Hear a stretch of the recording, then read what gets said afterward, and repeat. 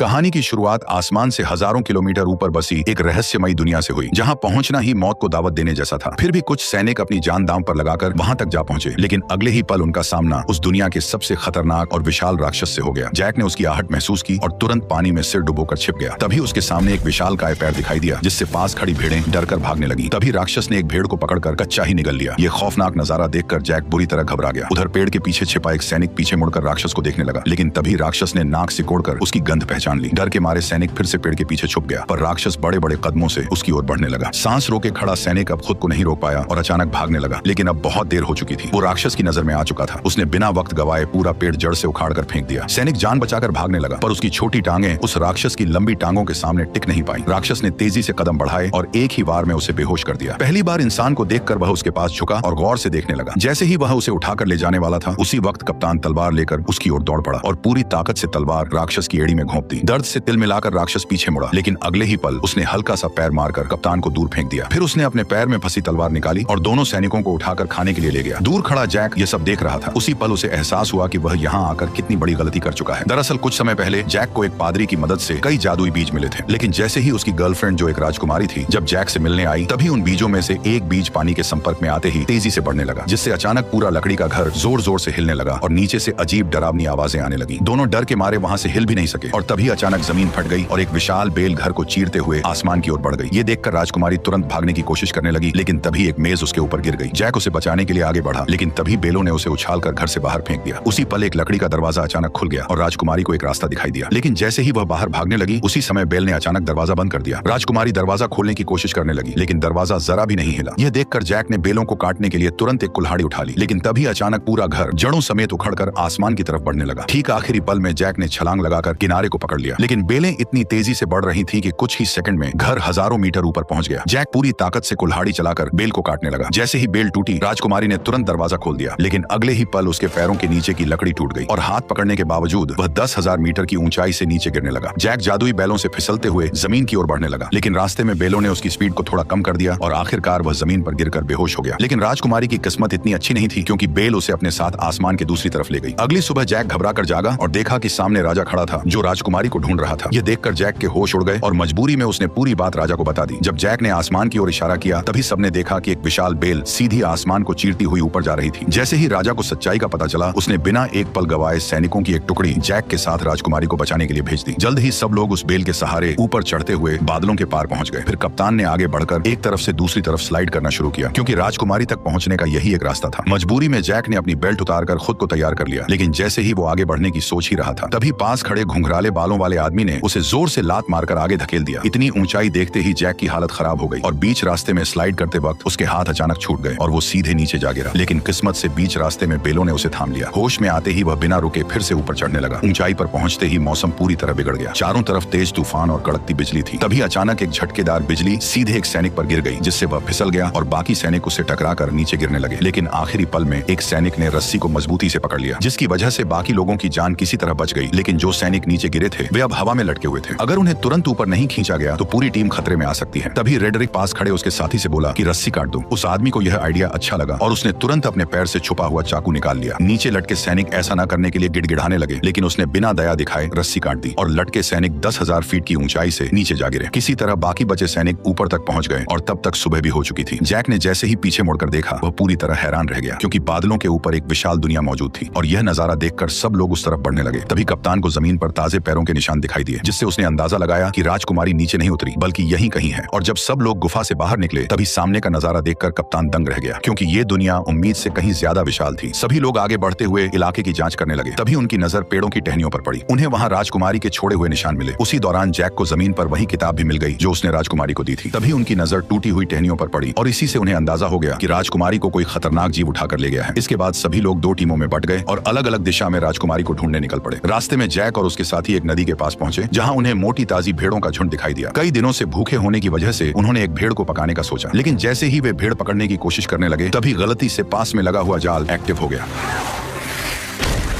Jack ने तुरंत अपना चाकू निकाला और पूरी ताकत से जाल काटने लगा। उधर कप्तान भी रस्सी काटने की कोशिश कर रहा था, लेकिन तभी उसकी नजर एक अजीब चीज पर पड़ी। पास के सारे कौवे अचानक घबराकर उड़ गए और सारी भेड़ें भी एक साथ दूसरी दिशा में भागने लगी। कप्तान को कुछ शक हुआ, पर वो फिर भी रस्सी काटता रहा और जैसे तैसे वे दोनों जाल से निकल आए। लेकिन तभी जंगल से डरावनी आवाज गूंज उठी और उसी पल एक विशालकाय दानव उनके सामने आया और दोनों सैनिकों को पकड़कर अपने साथ ले गया। जैक चुपचाप दानव के पीछे पीछे चलने लगा ताकि सही मौका मिलते ही वो साथियों के साथ राजकुमारी को भी बचा सके। दूसरी तरफ रेडरिक दोनों सैनिकों के साथ एक चट्टान के किनारे पर पहुंच गया। गंजे आदमी को लगा कि इस तरह ढूंढते रहना बेकार है और वह कोई दूसरा रास्ता खोजने के लिए आगे बढ़ने लगा। लेकिन तभी रेडरिक ने अपनी चाल चल दी। अरे देखो, वो रही इज़ाबेल। जैसे ही गंजा आदमी वापस मुड़कर चट्टान के पास आया, तभी रेडरिक ने मौके का फायदा उठाकर उसे सीधे गहरी खाई में धक्का दे दिया।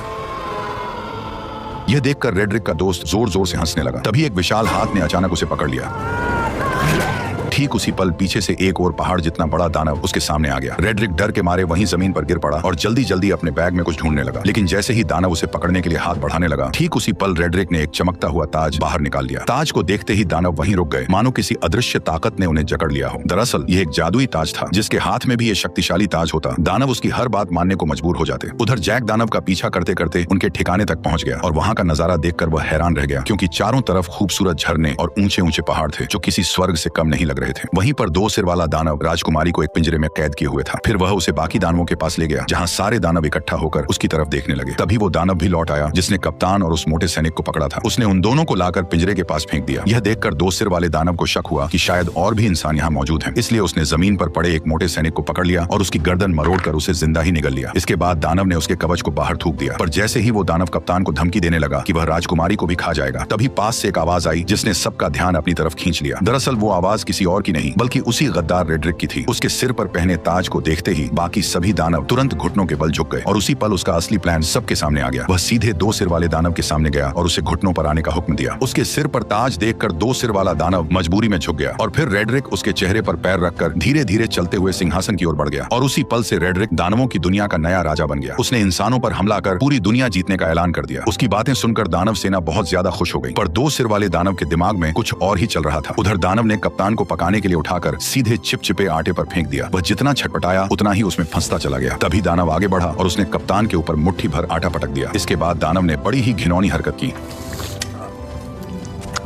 दानव ने कप्तान को मोड़कर एक तरफ रख दिया। तैयारी के बाद केवल सब्जियां डालना बाकी था। जैसे ही वह सब्जियां लेने गया, उसी समय जैक चुपके से वहां आ पहुंचा। जैक को देखकर राजकुमारी बेहद खुश हो गई, लेकिन उसने तुरंत उसे इशारे से चुप रहने को कहा। उधर दानव अब भी उलझा हुआ था और इसी बीच जैक धीरे धीरे राजकुमारी के पास पहुंच गया। उसने पिंजरे का लॉक खोलने की कोशिश की, लेकिन यह उसके बस की बात नहीं थी। तब राजकुमारी ने उसे पहले कप्तान को बचाने के लिए कहा, जिसे दानव ने सुअरों के साथ लाइन में रखा था। जैक तुरंत उसके पास पहुंचा और चाकू निकालकर उसे उस चिपचिपे आटे से अलग करने लगा। उसी समय दानव मसाला लेकर वापस आने लगा। ये देखकर जैक ने जल्दी से चाकू कप्तान को पकड़ा दिया और खुद छिप गया। खुशकिस्मती से दानव को कुछ भी शक नहीं हुआ। उसने कुछ नुकीली लकड़ियां उठाई और कप्तान की आंखों के सामने पास पड़ी सुअर में घुसा दी। जो सुअर अभी तक चिल्ला रही थी, वह तुरंत शांत हो गई। अब अगला नंबर कप्तान का था। दानव ने बिना दया दिखाए वार किया, लेकिन वह थोड़ा सा चूक गया, वरना कप्तान की आने वाली पीढ़ी का नामो निशान मिट जाता। ये देखकर कप्तान डर के मारे बेहोश हो गया। फिर दानव ने उन सभी को उठाकर पास जल रहे भट्ठे में रख दिया। अब उन्हें बचाने वाला एकमात्र जैक ही था। इस समय जैक लोहे की रिंग के ऊपर पहुंच चुका था और दानव को उसकी भनक तक नहीं थी। तभी दानव ने एक तेज धार वाला चाकू उठाया और सीधे राजकुमारी की ओर बढ़ गया। उसने बिना देर किए हाथ अंदर डालकर राजकुमारी को बाहर निकाल लिया और टेबल पर रखकर उसे काटने की तैयारी करने लगा। लेकिन तभी जैक ने चुपके से पास रखा एक भारी चाकू उठा लिया। बेखबर दानव राजकुमारी पर वार करने ही वाला था। तभी जैक ने छुरी सीधी उसकी रीढ़ में घोंप दी। दर्द से दानव जोर जोर से चिल्लाने लगा, लेकिन जैक छुरी को मजबूती से पकड़े रहा। तभी दानव बेकाबू होकर दीवार से जा टकराया और वहीं मारा गया। यह देखकर राजकुमारी और कप्तान दोनों हैरान रह गए। इसके बाद वे तीनों तुरंत उस जादुई बेल के पास पहुंच गए, लेकिन वहां पहले से ही एक दानव पहरा दे रहा था, जिसे रेडरिक ने भेजा था। तभी जैक के दिमाग में एक अजीब आइडिया आया। वो एक मधुमक्खियों का छत्ता लेकर कप्तान के साथ धीरे धीरे उस दानव के पास पहुंच गया। फिर कप्तान ने दानव का हेलमेट उठाया और जैक ने छत्ता उसके अंदर पटक दिया। दानव अभी भी बेफिक्र सो रहा था और उसे जरा भी अंदाजा नहीं था कि उसके साथ क्या होने वाला है। जैसे ही जैक ने छत्ता अंदर रखा, तभी कप्तान ने तुरंत हेलमेट बंद कर दिया और फिर दोनों तेजी से वहां से भागकर पास की चट्टान के पीछे छिप गए और इंतजार करने लगे। कुछ ही देर में दानव मधुमक्खियों के डंक से तड़प कर उठ खड़ा हुआ और दर्द से छटपटाते हुए अपने शरीर को झटकने लगा। लेकिन जितना ज्यादा वह तड़प रहा था, मधुमक्खियां उतनी ही ज्यादा उस पर हमला कर रही थी। घबराकर दानव वहां से भागने लगा, लेकिन फिसल कर पत्थरों से टकरा गया और फिर वह लुढ़कता हुआ चट्टान के किनारे तक पहुंच गया। ऐसा लग रहा था कि अब वह गिरने ही वाला है। तभी अचानक उसने अपना हेलमेट उतार दिया। यह देखकर तीनों एक पल के लिए चौंक गए, लेकिन तभी एक मधुमक्खी सीधे उसकी तरफ उड़ती हुई आई और अगले ही पल उसने दानव को जोर से डंक मार दिया, जिससे वह कंट्रोल खो बैठा और सीधे नीचे जा गिरा। यह देखकर तीनों लोग खुशी से झूम उठे। उन्हें यकीन नहीं हो रहा था कि उन्होंने इतनी आसानी से इतने बड़े दानव को हरा दिया। इसके बाद तीनों ने तुरंत वहां से निकलने का फैसला किया, लेकिन अचानक कप्तान रुक गया। उसने बताया कि उसे रेड्रिक से ताज छीनने के लिए यही रुकना पड़ेगा, इसलिए जैक उसे चाकू थमाकर राजकुमारी के साथ नीचे उतरने लगा। उसी समय दानव बैलों से टकराते हुए आखिरकार नीचे आ गिरा। तेज आवाज सुनकर राजा तुरंत अपने टेंट से बाहर आया और इस खतरनाक दानव को देखकर घबरा गया। अचानक गांव के लोग भी वहां इकट्ठा हो गए। तभी राजा ने ना चाहते हुए प्रजा की भलाई और दानवों को यहां आने से रोकने के लिए एक बड़ा फैसला लिया। उसने तुरंत जनरल को बेल काट डालने का आदेश दे दिया। सैनिकों ने विशाल लोहे की कीलें उस बड़ी बेल में ठोक दी, फिर उन पर मजबूत हुक लगा दिए और कुछ बैलों और घोड़ों की मदद से उसे खींचना शुरू कर दिया। धीरे धीरे वह विशाल बेल जड़ों समेत हिलने लगी, लेकिन इससे पास खड़े सैनिक अचानक खतरे में आ गए। तभी अचानक बीच वाली मोटी बेल भी टूटने लगी। ऊपर खड़े सैनिक नीचे गिरने लगे, जिससे चारों तरफ अफरा तफरी मच गई। उधर जैक और राजकुमारी बेल के सहारे नीचे उतर रहे थे, लेकिन जैसे ही उन्होंने नीचे नजर डाली तो वे डर के मारे घबरा गए, क्योंकि बेल बेकाबू हो चुकी थी और किसी भी पल गिर सकती थी। उसी समय जैक ने मौका देखकर राजकुमारी को कसकर पकड़ा और तेजी से एक लटकती डाल को थाम लिया। दोनों हवा में झूलते हुए तेजी से नीचे की ओर बढ़ने लगे। आखिरकार जब वे नीचे गिरे तो घास के ढेर ने उनकी रफ्तार कम कर दी और इस तरह दोनों सही सलामत जमीन पर पहुंच गए। ठीक उसी पल रेड्रिक ने सभी दानवों को इकट्ठा कर इंसानों पर हमला करने की तैयारी की। तभी दो सिर वाले दानव को इंसान का आभास हुआ, जिससे कप्तान छिप गया। तभी रेड्रिक ने आगे बढ़ते हुए बैल उगाने वाले जादुई बीज निकाले, लेकिन तभी अचानक कप्तान उस पर टूट पड़ा, जिससे जादुई बीज चट्टान पर ही छूट गए और रेड्रिक सीधे नीचे गड्ढे में जा गिरा। रेड्रिक डर के मारे दानवों को पुकारने लगा, जबकि कप्तान उसके सामने लड़ने के लिए तैयार खड़ा हो गया। तभी दो सिर वाले दानव ने बाकी दानवों को उसे बाहर निकालने का आदेश दिया। दानव चट्टानों को तोड़ने लगे और नीचे कप्तान और रेड्रिक के बीच लड़ाई शुरू हो गई। रेड्रिक ने अपनी लंबी तलवार के सहारे कप्तान को गिरा दिया और उसका हथियार दूर जा गिरा। इसके बाद उसने मौका पाकर लगातार हमले शुरू कर दिए, लेकिन कप्तान ने किसी तरह उसका वार रोक लिया और दोनों के बीच ताकत की लड़ाई शुरू हो गई। जल्द ही कप्तान कमजोर पड़ने लगा और रेड्रिक ने उसे पानी में डुबो दिया। तभी अचानक उसकी नजर उस चाकू पर पड़ी जो उसकी तरफ बहकर आ रहा था। कप्तान ने सही मौके पर उसे दांतों से पकड़ लिया और तुरंत रेड्रिक के चेहरे पर वार कर दिया। अचानक हुए हमले से रेड्रिक का गुस्सा फूट पड़ा। उसने अपने हथियार के दम पर कप्तान को पीछे धकेल दिया। कप्तान मजबूर होकर पीछे हटता गया और आखिरकार किनारे तक पहुंच गया। तभी रेड्रिक ने उसे एक जोरदार लात मारकर नीचे गिरा दिया, लेकिन कप्तान ने किसी तरह चट्टानों को पकड़ लिया। रेड्रिक तलवार को उसके हाथों में चुभोने लगा ताकि वह खुद नीचे गिर जाए, लेकिन उसने कप्तान की ताकत को कम आंका था। जैसे ही वह फिर से हमला करने लगा, कप्तान ने उसी के हथियार को पकड़कर उसी की टांग में घोंप दिया। दर्द से रेड्रिक जोर जोर से चिल्लाने लगा और इसी मौके का फायदा उठाकर कप्तान ने तलवार रेड्रिक के पेट में घोंप दी। अचानक हुए हमले की वजह से रेड्रिक ने वहीं दम तोड़ दिया। उसके मरते ही ताज की जादुई ताकत भी खत्म हो गई। कप्तान किसी तरह ऊपर चढ़ाया और ताज वापस लेने के लिए आगे बढ़ा, लेकिन तभी ऊपर की गुफा टूट गई और दो सिर वाला दानव उससे पहले ही ताज उठा ले गया। उसने ताज अपनी उंगली में पहन लिया और खुद को नया राजा घोषित कर दिया। ताज पहनते ही उसकी ताकत फिर से लौट आई। यह देखकर बाकी दानवों ने भी अपने घुटने टेक दिए। तभी कप्तान ने देखा कि धरती पर लौटती हुई वह एकमात्र बेल अब कभी भी टूटकर नीचे गिर सकती है, इसलिए उसने बिना देर किए सीधे बेल पर छलांग लगा दी। बेल तेजी से किले की ओर बढ़ने लगी। कप्तान ने सही समय का फायदा उठाया और छलांग लगाकर सीधे पानी में कूद गया। दो सिर वाले दानव ने जब देखा कि इंसानों की दुनिया तक जाने का रास्ता टूट चुका है तो वह गुस्से से गरज उठा। तभी अचानक छोटे सिर ने जमीन पर पड़े उस थैले की ओर इशारा किया जिसमें जादुई बीज भरे हुए थे। दो सिर वाले दानव ने उसे उठाया और अपने हाथ में खोल लिया। उसमें कुल 4 जादुई बीज थे। यह देखकर वह खुशी से झूम उठा। उसने तुरंत एक फूंक मारकर उन बीजों को पानी में फेंक दिया। जैसे ही बीज पानी से टकराए वे तुरंत उगने लगे और अगले ही पल जमीन को चीरती हुई 4 विशाल बेलें बाहर निकल आई। इसके बाद दो सिर वाले दानव ने जोर से आदेश दिया और सभी दानव उस बेल पर चढ़कर इंसानों की दुनिया की ओर बढ़ने लगे। आखिरी पल में दो सिर वाला दानव भी छलांग लगाकर नीचे कूद पड़ा। वो बेलों के जरिए फिसलते हुए जमीन की ओर बढ़ने लगा। उसी समय जैक घोड़े को पानी पिला रहा था। तभी अचानक उसकी नजर आसमान की ओर गई। उसने देखा कि सभी दानव तेजी से नीचे की ओर बढ़ रहे हैं। बिना एक पल गवाए वह घोड़े पर सवार होकर राजा को चेतावनी देने निकल पड़ा। उधर राजा की सेना आराम से किले की ओर बढ़ रही थी। तभी जैक की नजर सेना पर पड़ गई। वो जोर जोर से चिल्लाने लगा कि दानव आ रहे हैं, लेकिन राजा को अब भी कुछ समझ नहीं आया। तभी पीछे के जंगल से अचानक कई दानव निकल आए और जहां जहां वे जा रहे थे वहां सब कुछ तहस नहस कर रहे थे। कोई भी उन्हें रोक नहीं पा रहा था। जल्द ही दानव सेना पास आ गई और उन्होंने एक सैनिक को पकड़कर जिंदा निगल लिया। घोड़े पर सवार लोग भी उनकी रफ्तार से नहीं बच पाए। इस वक्त इंसान उनके सामने बिल्कुल बेबस थे। तभी एक गोल चेहरे वाले दानव ने पास की पवन चक्की का पंखा तोड़कर राजकुमारी की तरफ फेंक दिया, जो जमीन पर गिरते ही सब कुछ चकनाचूर कर गया और राजा का ताज भी गिर पड़ा। उधर किले पर तैनात सैनिकों ने राजा की सेना को आते देखा और उन्होंने तुरंत अंदर युद्ध की तैयारी की खबर भेज दी। कप्तान ने तुरंत सभी सैनिकों की मदद से खाई में तेल डलवा दिया ताकि दुश्मनों को रोका जा सके। जैसे ही राजा की सेना किले के पास पहुंची, उसने तीर चलाने का आदेश दे दिया और देखते ही देखते सैकड़ों जलते हुए तीर दुश्मनों की ओर छोड़ दिए गए। जैसे ही ये तीर तेल से टकराए, चारों तरफ आग भड़क उठी और इसी बीच राजा की सेना सुरक्षित किले के अंदर पहुंच गई। राजकुमारी को सही सलामत देखकर कप्तान ने तुरंत किले के दरवाजे बंद करने का आदेश दिया, लेकिन उसी समय जैक अभी भी बाहर था और दानव उसके पीछे पड़े हुए थे। जैसे ही किले का दरवाजा बंद होने लगा, तभी जैक घबरा गया, लेकिन आखिरी पल में वह अपने घोड़े के साथ छलांग लगाकर अंदर घुस आया। हालांकि उसके पीछे पीछे दो सिर वाला दानव भी दरवाजे पर चढ़ आया, लेकिन तभी कप्तान ने उस पर हमला बोल दिया और वह सीधे आग की जलती लपटों में जा गिरा।